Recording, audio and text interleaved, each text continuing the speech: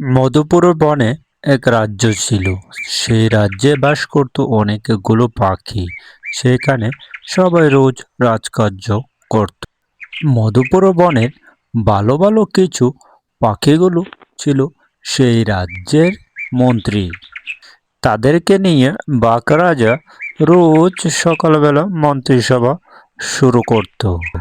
আর কালু ছিল মন্ত্রী। সে খুব দুষ্টু ও বদমেজাজি ও অন্যের ক্ষতি করার চেষ্টা করে। কি ব্যাপার? আপনারা শুধু আজ মন্ত্রী পরিষদে উপস্থিত, বাকি সদস্যরা কোথায় গেল? মন্ত্রী পরিষদ তো অনেক আগেই শুরু হয়ে গিয়েছে, তারা কেন দেরিতে আসলো? এভাবে যদি আপনারা সকলে দেরিতে আসেন, তাহলে আমার এই রাজ্য চালাবো কি করে? এই রাজসভার তো একটা নিয়ম আছে, সকলেই সকাল সকাল এখানে উপস্থিত থাকবেন, এ বনের সমস্যাগুলো তুলে ধরবেন। তা নিয়ে না, আপনারা একজন আসেন আর একজন আসেন না, এভাবে কি এই রাজসভা চালানো যায়? রাজসভায় তো আজ টোনাও আসেনি। মন্ত্রী মশাই, চলো আমরা বনের ভিতরে চলে যাই, এখানে বসে না থেকে। রাজামশাই, আমি বলতেছিলাম যে টোনা যদি না আসে এই রাজসভায়, তাহলে তার জন্য অপেক্ষা করে কোনো লাভ নেই। আপনি আপনার রাজকার্য চালু করতে পারেন। শুধু শুধু বেকার সময় নষ্ট করলে এই রাজসভা কি আর চলবে? আপনি শুরু করেন তো রাজসভা।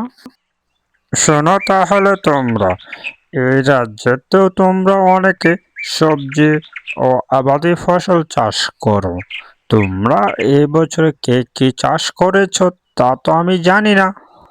তোমরা কালকে আমার রাজসভায় কে কি সবজি চাষ করেছো এবছরে, যার সবজি ভালো হবে, যার ফলন ভালো হবে, তাকে আমি পুরস্কার করব।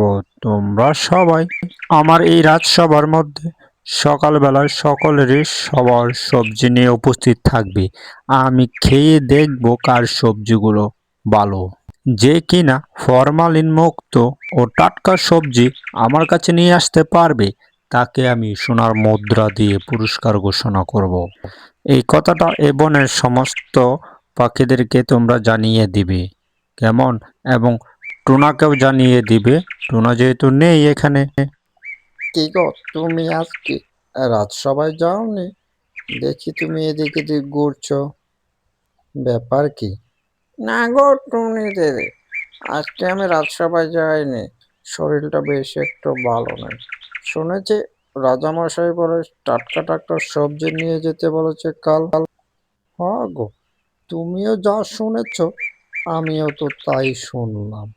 আমিও তো আজ যাইনি, আজকে একটু বাড়িতে কাজ ছিল বলে আর রাজসভা যাওয়া হলো না। রাজামশাই বলে সবাইকে বলেছে টাটকা টাটকা সবার ক্ষেতের সবজি নিয়ে রাজসভায় উপস্থিত থাকতে কালকে। ঠিক আছে, তাহলে তো আমরা আমাদের সবজি নিয়ে আমরা কালকে উপস্থিত থাকবো। তুমিও তোমার সবজি নিয়ে কালকে উপস্থিত থাকো, কেমন? তাহলে আমি এখন গেলাম।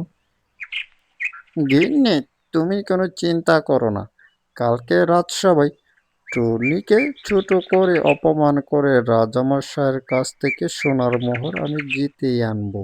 তুমি এই নিয়ে কোনো টেনশন করো না। শোনো, টোনা তো এই বছরে টমেটো লাগিয়েছে, চলো আমরা দুজনে তার টমেটো খেতে আমরা কীটনাশক প্রয়োগ করে দিই, যাতে টমেটোগুলো নষ্ট হয়ে যায়।